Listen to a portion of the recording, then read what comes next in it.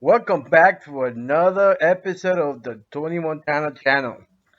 On this occasion, we are going to go through the different types of breeding. Give you some examples, some animals. Uh, so I'll definitely define the different types of breedings. Not completely, not scientifically, just in general terms, just for you guys that are looking to pick pick me apart. Take it easy. We're having fun here. We're having a conversation on breeding. I'm not a breeder, but I am certainly a lover of the breed, a historian in the making. I am also enjoy talking about all aspects of the American People Terrier. So we are going to begin with the known word scatterbred. And as the word means, scatterbred is meaning bred in without any connection, genetic connection between the parent or the grandparent or the great grandparents. Basically, it's a connection not connected by family, by bloodline at all. And I'm going to give you one example of this. And I'm going to be using the ROM list for this example, so that way people can reference these ROM lists or reference the dogs that I'm speaking of. I am going to look at Jeep, the number one in the ROM list. And this is going to I am not going to be doing this in a way so that people can see, in a way I can prove that the best way of breeding is cattle or any other way. I'm just putting the information out there. You guys, you know, brew on the information. Obviously, add your own information on the same topic and make your own decisions or add to the conversation. So anyway, let's continue. I did say that Jeep is a scatterbred dog. Yet that dog is the number one in the ROM list. So people could say that the scatterbred way of doing or breeding is the best for your program. That is the best way. But you have to also remember that here it matters who bred. It matters who actually worked the dogs and who showed the dogs that came from Jeep. And it also matters that if we can say is that's the true pedigree for Jeep. You know, back in the day, there was even now there's a lot of people that like to hang papers. So, but we are going to be using the pedigree we have and assume it's true because otherwise we'll be in a limbo forever because we'll never find out the truth. So, Jeep number one in the RM list, scatterbred dog. Now let's look at line bred or line breeding. Here in the line breeding, the thought of line breeding is basically to have like clusters breeding different relatives together, trying to avoid repeating the same relatives too close, but maintaining that cluster so that percentages are uh, favoring one or two, mostly one of those individuals in the pedigree statistics. And I'll give you an example of one. I'll give you the line bred example of Bullison. Bullison is a line bred of a blind Billy through Scrub, of course. Just a note, just a little added note here for you guys that are always complaining, always criticizing people that uh, are looking to breed curs, as you call it, or cold dogs, as being called. Here, Blind Billy and Scrub. Scrub is off Blind Billy. They both have losses, so they are you're breeding this into it, but yet you created Bullison. So as I said, Bullison is a line bred dog over Blind Billy. Blind Billy through Scrub, his son. Okay, so that is an example of a line bred dog. You can look it up as I'm saying these names, so that you can review and compare if you don't have that in your mind, which I would not. Now let's think of another line bred dog. Crenshaw's Black Jack.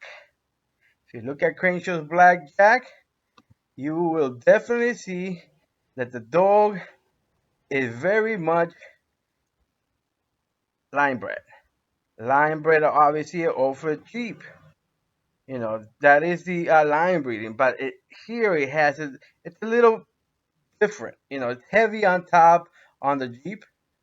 Basically, you got it. I would call this yeah, I would call this a really inbred Gator. I would consider him an inbred on Gator. Sorry, Gator is inbred on Jeep. So, but at the bottom, Black Girl is just has Jeep way in the back, but enough that this is a line breeding, but it's enough. There's enough genetic difference in the bottom that I don't consider it a inbreeding. Okay, I consider this line bred on Jeep, and we are talking about Crenshaw's Black Jack. So I consider, like I said, this is a line breeding dog. Now, let's jump to the next one. We're going to talk about inbreeding, inbred dog. The easiest dog to compare that is also on the ROM list will be Frisco. Again, if the pedigree is true, Frisco is inbred on Chinaman. Inbred. You have he is a Frisco is a son of Chinaman. Chinaman was bred to his daughter to produce Frisco. So that is a inbred rather dog. Yet it's in the ROM list. You tell me. Now we are going to talk about a little bit different, something called a two-way cross. A two-way cross, and I'm going to add a little bit more to it. A battle cross. Okay, it doesn't mean the same thing, but a two-way cross doesn't have to be a battle cross, but a battle cross is going to be a two-way cross. All right, and my favorite battle cross of all time is Tan's Yellow. Take a look at Tan's Yellow if you have, you know, if you have a chance to look it up. I'm giving you a moment to load it up. Tan's Yellow.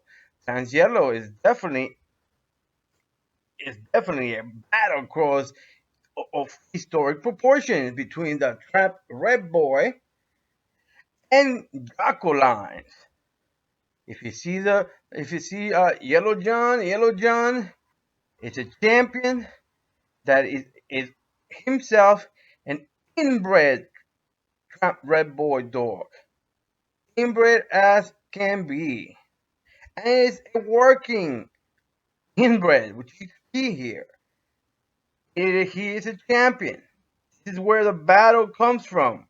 Okay, part of the battle comes from that these two dogs that in the front that come from uh, inbred stock, separate from each other. They're working dogs. You got Miss Jocko. Miss Jocko is a two-time winner, or was a two-time winner. ROM, by the way. But anyway, both are ROMs. But you know, herself, she was inbred, like very much inbred on Travis Jocko. This is a battle cross that definitely is still going strong today through their offspring, through the dogs that have come through the yellow line. This includes another ROM dog, Mayday, and a couple of other dogs that I've mentioned before in the top 10. That you still have them there, and Yellow himself is in the top 10. So that is a heck of a two-way battle cross. And this is these are dogs that produce producers. Okay, and I'm a little biased. Excuse my bias. I'm trying not to be biased, but yeah, I love this is This is the holy grail for me, for my taste. Okay. Now we are going to talk about three-way cross. And the three-way cross that I'm going to mention is the easiest one to mention. I'm sure people are already thinking about, oh, it's the most famous three-way cross that people talk about is Mayday. And the Mayday dog. That dog is, like I said, a three-way cross between Red Boy, Jago, that's that's three yellow, and what I come, the third course is this combination, this blood combination that I can't just mention one dog. It's a blood combination of Patrick Little Tater and Anderson's Rose. Okay, Patrick Little Tater and Anderson's Rose. That blood combination is the third part of the course. This Patrick Little Tater Rose breeding produced dogs such as Lady in Red. Lady in Red was the foundation bitch for Hollingsworth, no, Mr. Hollingsworth, who created the Hollingsworth line. Okay, Lady in Red, Lady in Red, and had a sister. Can't remember her name right now, but um, Lady in Red produced Dolly. Hollingsworth Dolly. Hollingsworth Bull. Hollingsworth Polly. Just to name three, and these dogs were producers. Okay, Dolly became a great producer. Certainly, everybody knows Dolly. So, yeah. So this combo, the little tater combo, little tater rose combo that I mentioned, it's a third away cross. It is also, when you combine it, it's a 43% Patrick's Ray baby. Okay. So this Patrick Little Tater Anderson's Rose is which is the third uh, part of the three-way cross that produced Mayday. That combination is 43% Patrick's Red Baby ROM. Now, Patrick's Red Baby ROM was a direct daughter of Daibo. Okay, so you tell me how do you like your crosses? How do you like your breeding? So now we spoke about that, but I'm gonna just point out that if you're looking for dogs, if you're looking for a breeder, if you're looking to, the best opportunity you could have to have the best, the best dogs that your money can pay, look at the breedings they make. Look at how intelligent or non-intelligent they breed. You don't have to know the dogs. You don't have to. As long as you're able to read and able to follow, the charts, the pedigree, how it flows, you'll be able to detect patterns. Or if there's none, you'll be able to see there's no intelligent contribution in the breeding. It was just apparently, like some people say, scatterbred, but even scatterbred can have some intelligence. The basics of breeding best to best. But that breeding best to best, depends on where you are. If you're if you're in the street, best to best, to if you're in Madison Square Garden, best to best is completely different. Different. So that best to best, it's great. It's great because if that's what you have, that's what you have to do. But if you have more options or better options or more intelligent options, perhaps you should consider them before you just jump at the first thing that that you liked, but it doesn't have all the check marks filled in. So anyway, just think about what I said about this, and hopefully that makes you think more. Okay, this is Tony Montana. Until next.